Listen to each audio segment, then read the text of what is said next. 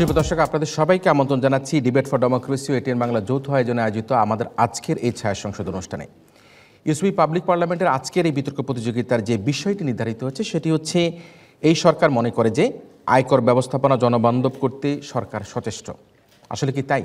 এর জবাব খুঁজতে আজকের এই ছায়া সংসদে সরকারি দল হিসেবে যারা বক্তব্য প্রদান করবে তারা হচ্ছে ইস্ট ওয়েস্ট ইউনিভার্সিটি ঢাকা এবং বিরোধী দল হিসেবে রয়েছে প্রাইম ইউনিভার্সিটি ঢাকা। দর্শক মণ্ডলী, আমরা সর্বপ্রথমই পরিচিত হয়ে নিতে চাই আমাদের আজকের এই মক পার্লামেন্টের সরকারি ও বিরোধী দলের বক্তাদের সাথে। সরকারি দল ইস্ট ওয়েস্ট ইউনিভার্সিটির বক্তারা হলো মাননীয় প্রধানমন্ত্রী ও সংসদ নেতা মোহাম্মদ ফজলে রাব্বি ভূঁইয়া, মাননীয় স্বরাষ্ট্রমন্ত্রী সামিতা তাবাসসুম তানিশ, মাননীয় সরকারদলীয় সংসদ সদস্য মাহমুদুল হাসান।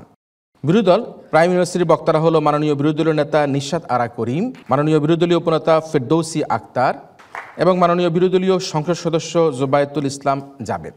দর্শক, আমাদের আজকের এই প্রতিযোগিতায় যে তিনজন বিচারক বিচার কার্য সম্পাদন করবেন, আমাদের সম্মানিত তিনজন বিচারক হচ্ছেন ডক্টর এস এ মোর্শেদ, প্রাক্তন বিতার্কিক ও উন্নয়ন যোগাযোগ বিশেষজ্ঞ, রয়েছেন শিরিনা বিথি, শিক্ষক রাজনীতি ও প্রশাসন বিভাগ গণবিশ্ববিদ্যালয়, এবং আরও রয়েছেন জনাব আবু মোহাম্মদ রইস, প্রাক্তন বিতার্কিক ও সহযোগী অধ্যাপক বাংলা বিভাগ, পাবনা ক্যাডেট কলেজ। বিতর্ক অনুষ্ঠানটি পর্যবেক্ষণ করে আমাদের আজকের এই তরুণ বিতার্কিকদের বক্তব্যের আলোকে বক্তব্য প্রদান করার জন্য আমাদের সাথে প্রধান অতিথি হিসেবে উপস্থিত রয়েছেন সিনিয়র সচিব অভ্যন্তরীণ সম্পদ বিভাগ ও চেয়ারম্যান জাতীয় রাজস্ব বোর্ডের জনাব মোহাম্মদ নজিবুর রহমান। আমরা আমাদের আজকের প্রধান অতিথি জাতীয় রাজস্ব বোর্ডের সম্মানিত চেয়ারম্যান জনাব নজিবুর রহমান স্যারের বক্তব্য শুনবো আয়োজনের একেবারে শেষে। শুরু করছি আমাদের আজকের ছায়া সংসদ। আহ্বান করছি আমাদের আজকের ছায়া সংসদের মাননীয় সংসদ নেতা তথা প্রধানমন্ত্রী মোহাম্মদ ফজলে রাব্বি ভূঁইয়াকে তার প্রস্তাব উত্থাপন এবং উত্থাপিত প্রস্তাবের আলোকে বক্তব্য প্রদান করার জন্য। মাননীয় সংসদ নেতা তথা প্রধানমন্ত্রী। অসংখ্য ধন্যবাদ মাননীয় স্পিকার সুযোগ প্রদানের জন্য। মাননীয় স্পিকার, প্রথমেই এনবিআর এর একটি বার্তা দিয়ে শুরু করছি, সেটি হচ্ছে দেশকে ভালোবেসে কর দিন, উন্নয়নের অংশীদার হন, নিরুদ্বেগ ও শান্তিতে থাকুন। এনবিআর এবং তার চেয়ারম্যান মোহাম্মদ নজিবুর রহমান এই বার্তা দিয়ে যে আয়কর বিপ্লবের সূচনা করেছেন মাননীয় স্পিকার, তার ফলশ্রুতিতে আমরা দেখেছি 2014-15, 2015-16 সালের রাজস্ব আয়ের লক্ষ্যমাত্রা ছাড়িয়ে বাংলাদেশ এগিয়ে যাচ্ছে আরও বহুদূর। মাননীয় স্পিকার, সেই প্রেক্ষাপটে মাননীয় স্পিকার আজকে যেই প্রস্তাবটি আপনার অনুমতিক্রমে উত্থাপিত করছি প্রধানমন্ত্রী হিসেবে, সেটি হচ্ছে মাননীয় স্পিকার আয়কর ব্যবস্থাপনা জনবান্ধব করতে সরকার সচেষ্ট। মাননীয় স্পিকার, আয়কর ব্যবস্থাপনা বলতে আয়করের যে সার্বিক প্রক্রিয়া সেটিকে বোঝাচ্ছি মাননীয় স্পিকার। জনবান্ধব করতে এই আয়করের সার্বিক প্রক্রিয়াটি জনগণের কাছে কত সহজে উপস্থাপন করা যায় এবং জনগণ কত সহজে এই জিনিসটি সম্পর্কে জানতে পারে, সেটি হচ্ছে আজকে জনবান্ধব করতে সরকার বলতে মাননীয় স্পিকার সরকার এবং সরকারের নির্দেশাবলী অনুযায়ী এনবিআর যে কার্যক্রম সেটিকে বোঝানো হচ্ছে। সরকার সচেষ্ট, অর্থাৎ মাননীয় স্পিকার সরকার এই ক্ষেত্রে যথেষ্ট আন্তরিক এবং নতুন নতুন সমস্যা উদ্ভূত সমস্যাগুলোর সমাধান দিতে সরকার সচেষ্ট। মাননীয় স্পিকার, এই দিক থেকে মাননীয় স্পিকার আমরা দেখব যে কিভাবে প্রাতিষ্ঠানিক কাঠামো মাননীয় স্পিকার জনসচেতনতা এই ক্ষেত্রে মাননীয় স্পিকার এনবিআর এবং সরকার সফলতা পরিচয় দিচ্ছে। মাননীয় স্পিকার, প্রথমত মাননীয় স্পিকার জনসচেতনতার ক্ষেত্রে মাননীয় স্পিকার আমরা দেখেছি যে এনবিআর এবং সরকার কিভাবে আয়কর মেলাগুলোর আয়োজন করেছে। 8টি বিভাগীয় শহরে 7 দিনব্যাপী মেলা, 64টি জেলায় মাননীয় স্পিকার 4 দিনব্যাপী এবং 86টি উপজেলায় 1 থেকে 2 দিনব্যাপী আয়কর মেলা বা আয়কর সপ্তাহ পালন করে জনগণকে উদ্বুদ্ধ করা এবং জনগণকে আয়করের প্রয়োজনীয়তা সম্পর্কে জানানো হচ্ছে। জি মাননীয় প্রধানমন্ত্রী, আপনি করতে চান? জি। আয়কর লক্ষ্যমাত্রা অর্জনে আপনারা যদি সফলই হন তাহলে প্রতি বছর বাজেট ঘাটতির কারণে ব্যাংকগুলো থেকে অতিমাত্রায় ঋণ নিয়ে বিনিয়োগকে রুদ্ধ করছেন কেন? মাননীয় স্পিকার, লক্ষ্য করে দেখুন, জাতীয় বাজেটের 100% কিন্তু মাননীয় স্পিকার আপনি আয়কর দিয়ে আপনি মাননীয় স্পিকার পূরণ করতে পারবেন না। মাননীয় স্পিকার 2011-12 সালের অর্থবছরে আমরা দেখেছি বাংলাদেশ ছাড়া তারল্য সংকট হয়েছে, এই রকম 100% জন্য মুখ থুবড়ে পড়েছে মাননীয় স্পিকার। তাহলে কেন আজকে তারা বলছে লক্ষ্যমাত্রা অর্জিত হয়েছে, যেখানে আমরা দেখেছিলাম লক্ষ্যমাত্রা নির্ধারণ হয়েছিল 1,76,570 কোটি টাকা, সেখানে তারা কিভাবে আজকে বলছে যে তারা লক্ষ্যমাত্রা অর্জন করেছে?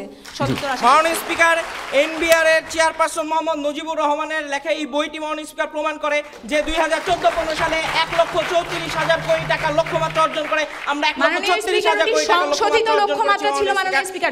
যখন ওনারা 2015-16 সালে আমরা 2 লক্ষ কোটি টাকা তখন তারা সংশোধিত লক্ষ্যমাত্রা করেছে মাননীয় স্পিকার। এটি সম্পূর্ণরূপে একটি তথ্য সন্ত্রাস মাননীয় স্পিকার। জি, আপনার বক্তব্য আসুন। মাননীয় স্পিকার, যে জায়গাটিতে বলছিলাম মাননীয় স্পিকার যে কিভাবে জনসচেতনতা তৈরি করছে আজকে সরকার এবং এনবিআর। মাননীয় স্পিকার, আমরা দেখেছি আয়কর সপ্তাহের কথা মাননীয় স্পিকার, ট্যাক্স এডুকেশন ফোরাম মানে TEF এই নামে একটি মাননীয় স্পিকার একটি ফোরাম খোলা হয়েছে, যেখানে আসলে জনসচেতনতা তৈরি করতে আজকে সরকার কার্যক্রমগুলো চালিয়ে যাচ্ছে।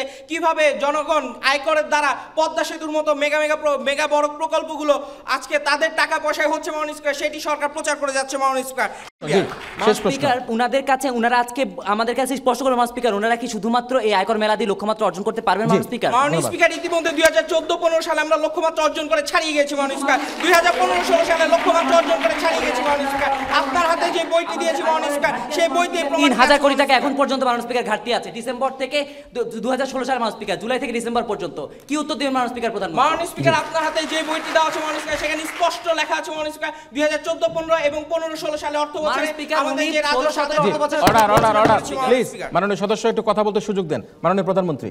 জি মাননীয় স্পিকার, যেটি বলছিলাম যে আমি প্রথমেই বলে গিয়েছি 2014-15 এবং 15-16 সালে অর্থ বছরে আমরা আমাদের যে রাজস্ব আদায়ের পরিমাণটি ছিল সেটি অতিক্রম করে গেছি মাননীয় স্পিকার। আমাদের রাজস্বটি আদায় হয়েছে মাননীয় স্পিকার। মাননীয় স্পিকার, সেই প্রমাণকে আমি আপনাকে বইটি দিয়েছি মাননীয় স্পিকার। মাননীয় স্পিকার, লক্ষ্য করে দেখুন, যেখানে আগে মাননীয় speaker 3 number tax payer identification নাম্বারটি নিতে 15 থেকে 20 দিনের সময় লাগতো, অফিসে ধর্ণা দিতে হতো, মাঝে মধ্যে চায়ের খরচ দিতে হতো মাননীয় স্পিকার। আজকে অনলাইনের মাধ্যমে সেই E3 নাম্বার প্রবর্তন করা হয়েছে, যার কারণে 15-20 দিন অফিসে যাওয়া হয় না মাননীয় স্পিকার। যে চায়ের খরচের অভিযোগগুলো আসতো মাননীয় স্পিকার, সেই অভিযোগগুলো আর আসে না মাননীয় speaker. Online form, payment, calculator, এই অনলাইনে করার মাধ্যমে মাননীয় স্পিকার কিভাবে জনবান্ধব এবং জনগণের কাছে আয়করের ব্যবস্থাটি সহজ করে যাওয়া যায় মাননীয় স্পিকার, সেটির ব্যাপারে আজকে সরকার সচেষ্ট এবং এনবিআর কাজ করে যাচ্ছে। তারই ফলশ্রুতিতে আমরা দেখেছি 2014-15 সালে 15 লাখ করদাতা থেকে মাননীয় স্পিকার আজকে 2016-17 সালে 27 লক্ষ করদাতা মাননীয় স্পিকার উন্নীত হয়েছে মাননীয় স্পিকার। অর্থাৎ আমাদের করদাতাদের সংখ্যা দ্বিগুণ পরিমাণ বৃদ্ধি পেয়েছে মাননীয় স্পিকার। এটি একটি চলমান প্রক্রিয়া। আজকে এনবিআর যে উদ্যোগগুলো নিয়েছে মাননীয় স্পিকার, এইভাবে যদি এগিয়ে যায় আমরা বিশ্বাস করি আমাদের করদাতার সংখ্যা কোটিতে উন্নীত হবে মাননীয় স্পিকার, এবং আমাদের পদ্মা সেতুর মতো প্রকল্পগুলো আমরা আমাদের টাকা করতে পারবো মাননীয় স্পিকার। আশা করি প্রস্তাবটি মহান সংসদ গৃহীত হবে। ধন্যবাদ মাননীয় স্পিকার। ধন্যবাদ সংসদ নেতা তথা মাননীয় প্রধানমন্ত্রীকে। আমরা শুরুতেই উত্তপ্ত বাক্য বিনিময় দেখতে পেলাম এবং একসাথে আজকে সংসদ নেতা বলল যে এখন আর চায়ের খরচ দেওয়া লাগে না। আমরা মাননীয় প্রধানমন্ত্রীকে ধন্যবাদ জানাই তার প্রস্তাব এবং প্রস্তাবিত আলোকে বক্তব্য প্রদানের জন্য। আহ্বান করছি এই সংসদের মাননীয় বিরোধী নেতা নিশা তারা করিমকে এই পর্যায়ে তার বক্তব্য প্রদান করার জন্য। ধন্যবাদ মাননীয় স্পিকার আমাকে সুযোগ প্রদানের জন্য। আমাদের 16 কোটি মানুষের মধ্যে আজকে 14 কোটি মানুষ ইন্টারনেটের বাইরে মাননীয় স্পিকার, ইন্টারনেট সংযোগের বাইরে। সেখানে উনি 2 কোটি মানুষকে দিয়ে কিভাবে পুরো রাজস্ব আয় বোর্ডের আয়কর ব্যবস্থাপনা নিশ্চিত করতে পারে? আজকে আমার প্রশ্ন সেখানে মাননীয় স্পিকার। উনি আজকে অনলাইনের কোন কালা চশমা কাদেরকে পড়াচ্ছেন প্রশ্ন উত্তর দিয়ে যাবেন মাননীয় স্পিকার। যেখানে রাজস্ব বোর্ডের সংগৃহীত রাজস্বই দেশের অর্থনীতির মূল চালিকা শক্তি হওয়া উচিত ছিল, সেখানে দুর্নীতি, স্বেচ্ছাচারিতা, হয়রানি, প্রশাসনিক দুর্বলতা এবং জনগণের অপ্রতুলতার কারণে আজ এই প্রতিষ্ঠানটি একটি নখদন্তহীন বাঘে পরিণত হয়ে মুখ থুবড়ে পড়েছে মাননীয় স্পিকার। যেখানে রাজস্ব প্রশাসনের শীর্ষস্থানকেই কার্যকর করা সম্ভব হয়নি, সেখানে আয়কর ব্যবস্থাপনার সচেষ্টতা আজ সত্যি চরমভাবে প্রশ্নবিদ্ধ মাননীয় স্পিকার। কারিগরি ত্রুটির কারণে ETIN দেওয়া সম্ভব হয়নি বলে কর মেলায় সেবা নিয়ে ভোগান্তি মাননীয় স্পিকার। দৈনিক প্রথম আলোর এই উক্তি। তারপরে মাননীয় স্পিকার, আয়কর মেলায় অপ্রতুল বুথ করদাতাদের ভোগান্তি সময় সংবাদ এবং আয়কর মেলা নারী করদাতাদের ভোগান্তি যায় দিন। এই সংবাদগুলো মাননীয় স্পিকার আর যাই হোক না কেন আয়কর ব্যবস্থাপনার প্রতিফলন কখনোই হতে পারে না মাননীয় স্পিকার। ঠিক সেই প্রেক্ষাপটে দাঁড়িয়ে আয়কর ব্যবস্থাপনা জনগণ বান্ধব করতে বর্তমান সরকার সচেষ্ট, প্রস্তাবনার তীব্র বিরোধিতা করছি মাননীয় স্পিকার। গত 30 অক্টোবর 2016-তে কালের কণ্ঠে প্রকাশিত এক সমীক্ষায় দেখা গেছে 2012 থেকে 13 অর্থ বছরে রাজস্ব আদায়ের হার ছিল 15.2%, 2013-14 অর্থ বছরে ছিল 10.4%, 14-15 অর্থ বছরে ছিল 13.5% এবং 2015 থেকে 16 অর্থ বছরে তা দাঁড়িয়েছে 13.8%। এছাড়াও মাননীয় স্পিকার, গত 4 বছরে জিডিপির অনুপাতে গড় রাজস্ব আদায়ের পরিমাণ পার্শ্ববর্তী দেশ ভারতে যখন 20%, নেপালে 19%, শ্রীলঙ্কায় 13%, সেখানে আমার দেশের রাজস্ব আয়ের পরিমাণ মাত্র 11% মাননীয় স্পিকার। আর এর সমীক্ষাই বলে যায় কর ব্যবস্থাপনার সরকার তথা জাতীয় রাজস্ব বোর্ডের লক্ষ্যমাত্রা অর্জন আজ এক অলীক স্বপ্ন হয়ে দাঁড়িয়েছে। আমরা শেষ প্রশ্ন নেই। জি করুন, একজন প্রশ্ন করুন।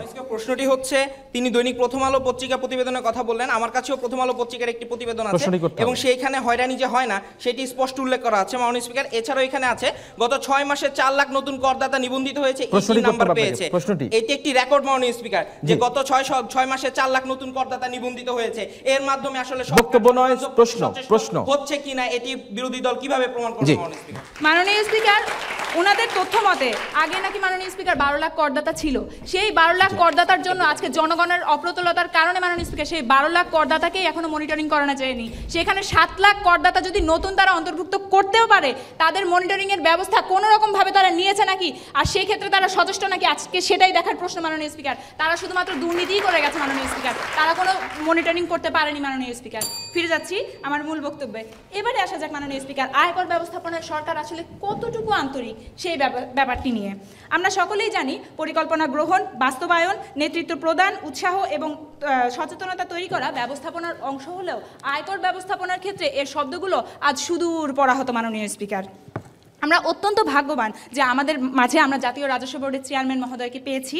আমাদের জাতীয় রাজস্ব বোর্ডের রন্ধ্রে রন্ধ্রে ক্যান্সারের মতো যে দুর্নীতিগুলো বাসা বেঁধেছে তার বিরুদ্ধে তিনি জিরো টলারেন্স নীতি অনুসরণে আজ দৃঢ় প্রতিজ্ঞাবদ্ধ। আমরা বিশ্বাস করি তিনি এই সকল প্রতিবন্ধকতা এবং দুর্নীতির জালকে ছিন্ন করে জনবান্ধব আয়কর পরিবেশ ব্যবস্থাপনা তৈরি করতে সক্ষম হবেন মাননীয় স্পিকার। মাননীয় স্পিকার, সর্ষে ফুলে ভূত থাকলে যেমন ভূত তাড়ানো যায় না, ঠিক তেমনি রাজস্ব বোর্ডের 2 শতাধিক কর্মকর্তারা যখন রাজস্ব আদায়ের নামে নিজের পকেট ভারী করে, যেখানে 71 লাখ ব্যবসা ও শিল্প প্রতিষ্ঠানের কোনো আয়কর নথি নেই, নেই কোনো ট্যাক্স আইডেন্টিফিকেশন নাম্বার। আমরা দেখেছি মাননীয় স্পিকার 71,000 বহুতল ভবনের মালিকেরও কোনো টিআইএন নাম্বার নেই। সেই ক্ষেত্রে করদাতা বান্ধব পরিবেশ তো দূরের কথা মাননীয় স্পিকার, আজ করদাতাদের অন্তরাত্মা কেঁপে ওঠে মাননীয় স্পিকার। তাদের এত কষ্টের টাকা করের নামে কোন রাঘব বোয়ালদের পেটে যাচ্ছে মাননীয় স্পিকার? একটু লক্ষ্য করুন মাননীয় স্পিকার, বর্তমানে আয়কর অধ্যাদেশ 1984-র মাধ্যমে আয়কর ব্যবস্থা পরিচালিত হচ্ছে, যা কিনা সময়ের সাথে সম্পূর্ণ অসঙ্গতিপূর্ণ। সেখানে আইএমএফ অনেকবার এই অধ্যাদেশ পরিবর্তনের পরামর্শ দিলেও নতুন কোনো আইন প্রণয়নে সরকার কর্ণপাত করেইনি, বরং আইএমএফের অর্থায়নে যখন নতুন কোনো রাজস্ব বোর্ডের এই যে আইন প্রণয়ন করতে যায়, তখন তাদের এই কর্মকর্তাদের কালো থাবার কারণে আজ পর্যন্ত সেই আইন প্রণয়ন করা সম্ভব হয়নি মাননীয় স্পিকার। আমাদের 16 কোটি মানুষের দেশে মাত্র 0.75% এখন কর দেয়, যার অংশ মাত্র 12 লাখ মাননীয় স্পিকার। সবশেষে বলতে চাই, জনগণকে ফিরিয়ে দিতে আস্থা, জনবান্ধব করতে হবে আয়কর ব্যবস্থা। এই বলে আমি আমার বক্তব্য শেষ করছি এবং এই সংসদে যেন এই প্রস্তাবটি কোনোভাবেই গৃহীত না হয় তার জোর দাবি রেখে আমি আমার বক্তব্য শেষ করছি। ধন্যবাদ মাননীয় স্পিকার, ধন্যবাদ সবাইকে। ধন্যবাদ মাননীয় বিরোধী দলের নেতাকে। এখানে এসে আজকের যে প্রধান অতিথি এবং জাতীয় রাজস্ব বোর্ডের সম্মানিত চেয়ারম্যানকে বলেছেন তার জিরো টলারেন্স, শস্যের ভিতরে ভূতের কথা বলেছেন যে যেখানে 16 কোটি মানুষের মধ্যে 14 কোটি মানুষই এখন ইন্টারনেট সেবার বাইরে রয়েছে, সেখানে কিভাবে সরকার এই ইন্টারনেট সেবার মধ্যে দিয়ে ই10 পদ্ধতি জনগণের দ্বার প্রান্তে পৌঁছে দেবেন, সেই প্রতিশ্রুতি কীভাবে করছে সরকার। আমরা শুনলাম আজকের এই আয়োজনে মাননীয় বিরোধী দলের নেতার বক্তব্য। আমরা শুনবো এই ছায়া সংসদে মাননীয় স্বরাষ্ট্রমন্ত্রী সামিতা তাবাসসুমের তানিসার কাছ থেকে এবারে তার বক্তব্য। মাননীয় স্পিকার, সর্বপ্রথমেই তারা একটি প্রশ্ন করে গিয়েছেন আমরা কি ধরনের মনিটরিং ব্যবস্থা গ্রহণ করেছি। মাননীয় স্পিকার, একটু লক্ষ্য করুন, বর্তমানে এনবিআর যেটি করেছে আয়কর, ভ্যাট এবং মাননীয় স্পিকার রাজস্ব, এই 3টি বিভাগকে মাননীয় স্পিকার ভাগ করে পৃথক পৃথক 3টি ইমেল সেবা চালু করেছেন, যেখানে সম্মানিত করদাতাগণ বিভাগ অনুযায়ী তাদের বিভিন্ন অভিযোগ এবং মতামতগুলো মাননীয় স্পিকার শুধু জানাতেই পারছে না, বরং কেন্দ্রীয় যে গোয়েন্দা সংস্থা মাননীয় স্পিকার রয়েছে সিআইসি, তারা এটি পর্যালোচনা করে মাননীয় স্পিকার গুরুত্বের সহকারে দেখছেন। এবং মাননীয় স্পিকার, মাননীয় প্রধান অতিথি জনাব নজিবুর রহমানের একান্ত সাক্ষাৎকারে মাননীয় স্পিকার উঠে এসেছেন, তিনি যে জিরো টলারেন্স নীতিটি অনুসরণ করছেন মাননীয় স্পিকার, তার কারণে তিনি ইতিমধ্যে কয়েকজনকে বিশৃঙ্খলা এবং অসদাচরণের দায় মাননীয় স্পিকার বরখাস্ত করেছেন মাননীয় স্পিকার। বর্তমানে গোয়েন্দা সংস্থা সিআইসি কে আরো বেশি সক্ষম এবং কার্যকরী জনগণের অপ্রতুলতার অভাবটা কিভাবে পূরণ করবেন, আজকে সেই উত্তরটা আপনি দিয়ে যাবেন। আপনি শুনলে উত্তরটা অবশ্যই জানতে পারবেন মাননীয় স্পিকার। ডাটা ফরেনসিক ল্যাব মাননীয় স্পিকার, আজকে এই পদ্ধতিটি মাননীয় স্পিকার মাধ্যমে আমরা ডাটা ফরেনসিক ল্যাব মাননীয় স্পিকার প্রতিষ্ঠা করেছি। আজকে যারা এই আয়করটি ফাঁকি দিচ্ছে মাননীয় স্পিকার, ডিজিটাল পদ্ধতিতে মাননীয় স্পিকার আজকে আমরা তাদেরকে শনাক্ত করতে পারছি এবং মাননীয় স্পিকার আমরা কাউন্সেলিং পদ্ধতিও মাননীয় স্পিকার চালু করেছি। এই পদ্ধতির আওতায় মাননীয় স্পিকার আমরা জনগণকে আয়করের যে প্রয়োজনীয়তা সেটি সম্পর্কে আমরা জানাতে পারছি। আমরা একটা প্রশ্ন নেই মাননীয় মন্ত্রী জি। স্পিকার, গত 22 ফেব্রুয়ারি 2017 এর প্রতিবেদন উল্লেখ করা হয় প্রশ্নটি মাননীয় স্পিকার, যেসব কোম্পানি এখন পর্যন্ত 13 কোটি 3 লাখ টাকার মতো আয়কর ফাঁকি দিয়ে রেখেছে তাদের বিরুদ্ধে কি ব্যবস্থা নিয়েছেন আপনারা, একটু উত্তর দিয়ে যাবেন। অসংখ্য ধন্যবাদ। আপনারা জেনে খুশি হবেন উচ্চতর আদালতে দীর্ঘদিন জমে থাকা 478টি মামলার ভিতর 371টি মামলার বর্তমানে বিরোধ নিষ্পত্তির মাধ্যমে সমাধান করা হয়েছে এবং এটি একটি চলমান প্রক্রিয়া মাননীয় স্পিকার। বর্তমানে আমরা যে জিরো টলারেন্স নীতি মাননীয় স্পিকার 18,000-এর বেশি মামলা ঝুলে আছে মাননীয় স্পিকার, সম্পূর্ণ এড়িয়ে গেলেন মাননীয় স্পিকার। আজকে মনে হচ্ছে বিরোধী দল লজিকে নয় ম্যাজিকে বিশ্বাসী মাননীয় স্পিকার, তারা রাতারাতি সফলতা মাননীয় স্পিকার দেখতে যাচ্ছে। আমরা মাননীয় স্পিকার যে জিরো টলারেন্স নীতি অনুসরণ করছি, সেই জিরো টলারেন্স নীতির মাধ্যমে মাননীয় স্পিকার আমরা একটি একটি করে মাননীয় প্রধানমন্ত্রী মাননীয় স্পিকার তিনি প্রতিজ্ঞা করেছেন প্রত্যেককে মাননীয় স্পিকার শাস্তি দেওয়া হবে, কেউই আসলে শাস্তির আওতায় বাইরে থাকবে না মাননীয় স্পিকার। আমরা যখন 381টি এত অল্প সময়ের মধ্যে মাননীয় স্পিকার করেই ফেলেছি মাননীয় স্পিকার, তাহলে আমরা অদূর ভবিষ্যতে মাননীয় স্পিকার আমরা 100% সফলতার মুখ আমরা দেখতে পারবো মাননীয় স্পিকার। যেটি বিগত 2 বছরে আমরা দেখেছি মাননীয় স্পিকার যে আমাদের যে রাজস্বের যে লক্ষ্যমাত্রা ছিল সেটি শুধুমাত্র আমরা অর্জন করিনি মাননীয় স্পিকার, বর্তমানে সেটা আমরা অতিক্রম করে ফেলেছি। এবং মাননীয় স্পিকার সরকারের এই জায়গায় পূর্ণ আশ্বাস এবং সহযোগিতা আমরা এনবিআর কে দিচ্ছি মাননীয় স্পিকার। এবং বর্তমানে 2 বছরের মধ্যে 12 লাখ থেকে যখন 27 লক্ষ করদাতায় আমরা পরিণত করতে পেরেছি মাননীয় স্পিকার, এটি প্রমাণ করে আমাদের সফলতা যে জনগণ আমাদের যে পদক্ষেপ সেটিকে সাদরে গ্রহণ করছে এবং জনগণও মেনে নিচ্ছে মাননীয় স্পিকার। সরকার সচেষ্ট, তাদের মধ্যে আর আগের মতো সেই ভয় ভীতিটি নেই মাননীয় স্পিকার। এই জায়গা থেকে মাননীয় স্পিকার প্রমাণ করে মাননীয় স্পিকার যে আমাদের সরকার আজকে সচেষ্ট মাননীয় স্পিকার। আশা করি মাননীয় স্পিকার বিরোধী দল আজকে সংসদে যে ভুল তথ্যগুলো দিয়েছে মাননীয় স্পিকার, পরবর্তীতে তারা সঠিক তথ্য দিয়ে তাদের মাননীয় স্পিকার যুক্তিটি প্রমাণ করবে। ধন্যবাদ মাননীয় স্পিকার। ধন্যবাদ মাননীয় মন্ত্রী মহোদয়কে। আমি একটুখানি এই বইটি আবারও হস্তান্তর করছি এই কারণের জন্য, কোন অংশের মধ্যে আপনি ব্যাখ্যা দিয়েছেন সেগুলি আমাকে একটু চিহ্নিত করে দিলে আমি পরবর্তী দেখে নিব যে এনবিআর চেয়ারম্যান কোথায় এ ধরনের কথাগুলো বলেছেন। অনুরোধ করছি আমাদের আজকের এই ছায়া সংসদের মাননীয় বিরোধী দলীয় উপনেতা ফেরদৌসী আক্তারকে এই পর্যায়ে তার বক্তব্য প্রদান করার মাননীয় জন্য। স্পিকার, বিরোধী দলীয় নেতা ইতিমধ্যে আয়কর ব্যবস্থাপনার বেশ কিছু অসঙ্গতি চিহ্নিত করেছেন এবং আয়কর ব্যবস্থাপনা জনবান্ধব করতে সরকার যে মোটেও সচেষ্ট নন সেটির কিছু দৃষ্টান্ত উপস্থাপন করেছেন। আমি আমার বক্তব্যে আয়কর ব্যবস্থাপনাকে জনবান্ধব করতে না পারার পিছনে যে অন্তরায়গুলো রয়েছে সেগুলো উল্লেখ করে যাব। মাননীয় স্পিকার, আয়কর ব্যবস্থাপনা জনবান্ধব করার ক্ষেত্রে সবচেয়ে বড় যে প্রতিবন্ধকতাটি কাজ করছে তা হলো বিদ্যমান করদাতাদের উপর করের বোঝা কমাতে না পারা। লক্ষ্য করুন সম্মানিত সরকারি দল, বিগত 1 যুগে দেশের নতুন করদাতার সংখ্যা বেড়েছে মাত্র 3 লাখ। আর মাননীয় অর্থমন্ত্রী নিজেই স্বীকার করে নিয়েছেন যে মোট করদাতার সংখ্যা মাত্র 12 লাখ। আমরা দেখতে পাচ্ছি একদিকে সরকার বাজেটে আয়কর নির্ভরশীলতা বাড়াচ্ছেন এবং জাতীয় রাজস্ব বোর্ড লক্ষ্যমাত্রা অর্জনের জন্য পুলিশি ভূমিকায় অবতীর্ণ হয়েছেন ঠিকই, কিন্তু নতুন আয়করদাতার সংখ্যা বৃদ্ধিতে দৃষ্টিপাত না করেই বিদ্যমান করদাতার উপর অতিরিক্ত করের বোঝা চাপিয়ে পক্ষান্তরে তাদেরও নিরুৎসাহিত করছেন। মাননীয় স্পিকার, একদিকে অটোমেশন, ই ট্যাক্স, ই টিন, ই পেমেন্টের কথা বলা হলেও কর ফাঁকি রোধকল্পে বকেয়া রাজস্ব আদায় এবং উচ্চ আদালত, কাস্টমস, আয়কর ও ভ্যাটের 24,000 রিট মামলা নিষ্পত্তিতে নেওয়া হচ্ছে না কোনো কার্যকরী পদক্ষেপ। এ যেন গাছের গুড়ি কেটে আগায় জল ঢালার মতো অবস্থা।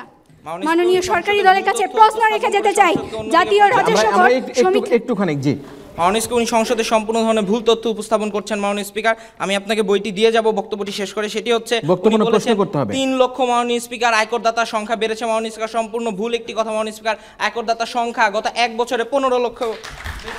মাননীয় স্পিকার, মাননীয় স্পিকার, ঠিক আছে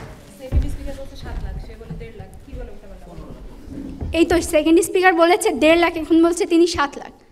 ঠিক আছে, আমরা এখানে আমাদের ডাটা রয়েছে, সেটি আমরা বিচার বিশ্লেষণ করবো। আপনি আপনার পরবর্তী বক্তব্যে আসুন। জি মাননীয় স্পিকার, আমি সরকারি দলের কাছে প্রশ্ন রেখে যেতে চাই। জাতীয় রাজস্ব বোর্ডের সমীক্ষায় 20,000 কোটি টাকার উৎসকর ফাঁকি দেওয়ার কথা বলা হয়। সেখানে কর ফাঁকি দেওয়ার রোধ করার জন্য আপনারা কি কি পদক্ষেপ নিয়েছেন এবং কি পরিমাণ আয়কর অর্জন করতে সক্ষম হয়েছেন তার সুনির্দিষ্ট সমীক্ষা অবশ্যই উল্লেখ করে যাবেন। কিছু দৃষ্টান্ত তুলে ধরতে চাই মাননীয় স্পিকার। এনবিআরকে দেওয়া স্থানীয় রাজস্ব অডিট অধিদপ্তরের এক সমীক্ষা থেকে দেখা যায় যে শুধুমাত্র 2012-13 সালে অর্থবছরে অনিয়ম ও দুর্নীতি হয়েছে কয়েকশো কোটি টাকার। যেমন করঞ্চল 8-এর 167 নং সার্কেলে মোট আয় ও সরল সুদ নিরূপণ না করায় ক্ষতি হয়েছে 1,34,00,000 টাকা এবং সার্কেল 157-তে ক্ষতি হয়েছে 1,29,00,000 টাকা। মাননীয় স্পিকার, এই কি তাদের সচেষ্টতার নমুনা? আর কাস্টমস কর্মকর্তাদের কথা, তারা তো দুর্নীতিতে আজ আকাশচুম্বী হয়ে গেছে। অর্থের বিনিময়ে হাজার হাজার কোটি ডলারের পণ্যের মূল্যে শুল্কায়ন হচ্ছে নামমাত্র মূল্যে। স্ক্র্যাপ ঘোষণায় বিলাসবহুল গাড়ির আমদানি আজও কম হয়নি। নিম্ন শুল্ক হারের HS কোড ব্যবহার করে উচ্চ শুল্ক হারের আমদানি আমদানি করা আজকাল রেওয়াজে পরিণত হয়েছে। মাননীয় স্পিকার, আয়কর ব্যবস্থাপনা জনবান্ধব করা সবার প্রথমে যেটা প্রয়োজন সেটা হলো দুর্নীতিমুক্ত, স্বচ্ছ ও জবাবদিহি প্রশাসন, যেটা আমাদের সরকারি দল এখন পর্যন্ত করতে পারেনি। সরকারি দলের কাছে জানতে চাই, হাইকোর্ট ও আপিল বিভাগে 18,331টি মামলা নিষ্পত্তি না হওয়ায় আটকে থাকা 17,650 কোটি টাকা রাজস্ব সংগ্রহে সরকার কি কোনো সচেষ্টতা রেখেছে? উত্তর দিয়ে যাবেন। মাননীয় স্পিকার, আয়কর মেলার ভোগান্তির কথা ইতিমধ্যে আমাদের বিরোধী দলীয় নেতা বলে গেছেন। মাননীয় স্পিকার, এই অচলাবস্থা নিরসনের জন্য জনবান্ধব আয়কর ব্যবস্থাপনা তৈরির জন্য রূপকল্প আমার দলের তৃতীয় বক্তা দেখিয়ে যাবেন। সর্বশেষে দুর্নীতিমুক্ত, পেশাদারী ও কার্যকরী জাতীয় রাজস্ব বোর্ডের প্রত্যাশা ব্যক্ত করে আমি আমার বক্তব্য শেষ করছি। ধন্যবাদ মাননীয় স্পিকার, ধন্যবাদ সবাইকে। ধন্যবাদ জানাচ্ছি আমাদের আজকের এই ছায়া সংসদের মাননীয় বিরোধী দলীয় নেতা ফেরদৌসী আক্তারকে। তিনিও তার বক্তব্যের মধ্যে কর গ্রহণকারীদেরকে পুলিশি ভূমিকা অবতীর্ণ হওয়ার কথা তিনি এখানে উল্লেখ করেছেন। আমি নিশ্চয়ই মনে করবো যে তারা আমাদের বন্ধু হিসেবেই কাজ করবেন, কোনোভাবে পুলিশি ভূমিকা নয়। আমরা এবার আহ্বান করছি আমাদের আজকের এই ছায়া সংসদের সরকার দলীয় সংসদ সদস্য মাহমুদুল হাসানকে এই পর্যায়ে তার বক্তব্য প্রদান করার জন্য।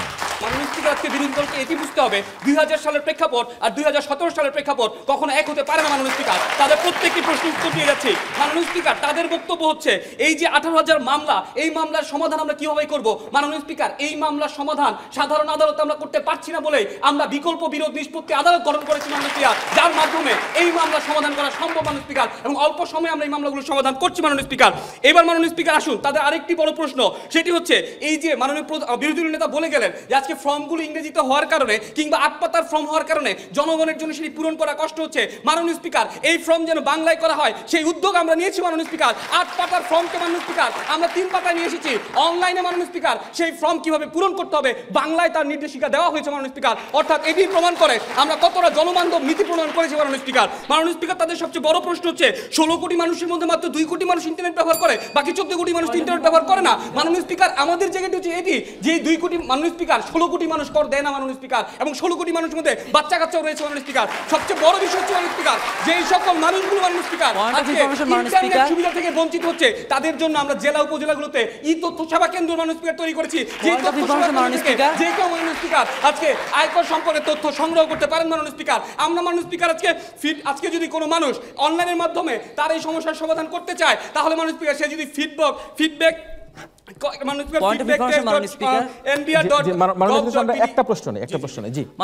উনি যেটা বলছেন মাননীয় স্পিকার যে 18,000 মামলা নাকি ওনারা বিকল্প বিরোধ নিষ্পত্তির কথা বলছে, কিন্তু মাননীয় স্পিকার গত 17 ফেব্রুয়ারি বণিক বার্তা রিপোর্ট মাননীয় স্পিকার প্রধান বিচারপতি বলেছেন সরকার যে উদ্যোগ গ্রহণ করেছে এই 18,000 কর ফাঁকিদাতাদেরকে আইনি সহায়তা দেওয়ার, সেটাকে কি বলবেন মাননীয় স্পিকার? সরকার তো আলাদাভাবে আইনি সহায়তা দেওয়ার কথা বলছে, বিকল্প বিরোধ নিষ্পত্তির কথা সরকার বলছে না মাননীয় স্পিকার। মাননীয় স্পিকার, আমরা যেটি বলছি দেখুন, একদিনে আসলে সবগুলো মামলা সমাধান করা আমাদের পক্ষে সম্ভব না। আমরা বিকল্প বিরোধ নিষ্পত্তি আইনকে এই জন্যই করেছি যেন খুব দ্রুততার সাথে এই 18,000 মামলা আমাদের পক্ষে সমাধান করা সম্ভব হয়। মাননীয় স্পিকার, উনি যে তথ্য সন্ত্রাসটা করছে তা হচ্ছে বিকল্প বিরোধ নিষ্পত্তির আওতায় নিয়ে আসা হচ্ছে।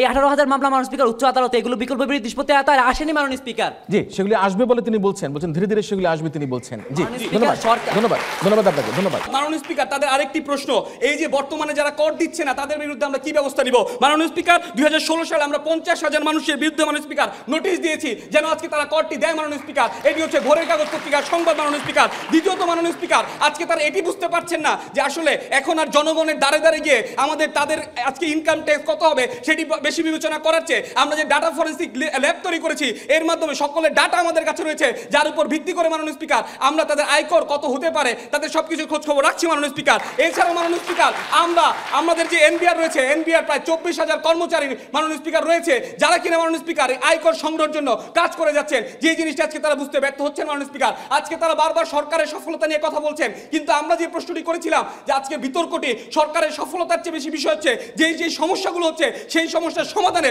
সরকার সচেষ্ট কিনা সেটি আজকে তারা দেখাতে ব্যর্থ হয়েছে মাননীয় স্পিকার। মাননীয় স্পিকার, তারা কাস্টমসের দুর্নীতির কথা বলেছেন, আমরা দেখেছি চট্টগ্রামে মাননীয় স্পিকার, সেটি হচ্ছে মাননীয় স্পিকার আমরা একটা শেষ প্রশ্ন নিতে চাই। স্পিকার, ওনার ডিজিটালাইজেশনের কথা বলছে বারবার মাননীয় স্পিকার। ওনার কাছে আমার একদম স্পেসিফিক প্রশ্ন যেটা সেটা হচ্ছে যে বাংলাদেশের শ্রমজীবীর কত শতাংশ শিক্ষিত এবং স্বল্প শিক্ষিত? উত্তর দিয়ে দিয়ে যান। লক্ষ্য করে দেখুন, আমরা আজকে মাঠ পর্যায়ে গণশুনানি এবং রাজস্ব সংলাপের আয়োজন করছি, যেখানে তৃণমূল পর্যায়ে প্রত্যেকটি মানুষ এই সংলাপে অংশগ্রহণ করে তাদের বক্তব্য দিতে পারছেন। আজকে মানুষ, আপনি যদি বাংলা নিউজ 24 দেখেন, সেখানে একজন লোক বলেছেন কর মেলায় তিনি জীবনের প্রথম এই সময় সে দেখতে পেয়েছেন একটি উৎসবমুখর পরিবেশ, এবং তার সাথে তাদের যে ব্যবহারটি ছিল সেটি তার কাছে খুব ভালো লেগেছে। এটি বাংলা নিউজ 24 একটি সংবাদ, মাননীয় স্পিকার। অর্থাৎ আজকের এনবিআরকে আপনি 2000 সালের সাথে তুলনা করলে হবে না। 2017 সালে আমরা নতুন অনেক উদ্যোগ নিয়েছি, যে উদ্যোগগুলো অবশ্যই জনগণের জন্য জনবান্ধব, মাননীয় স্পিকার, যেটি আজকে তারা ব্যর্থ প্রমাণ করতে পারেনি। মাননীয় স্পিকার, তারা বারবার বলছেন আমরা কেন আমাদের সেই লক্ষ্যমাত্রা অর্জন করতে পারছি না, কেন এই লক্ষ্যমাত্রা অর্জন করতে সরকারের ব্যর্থতাগুলো কোথায়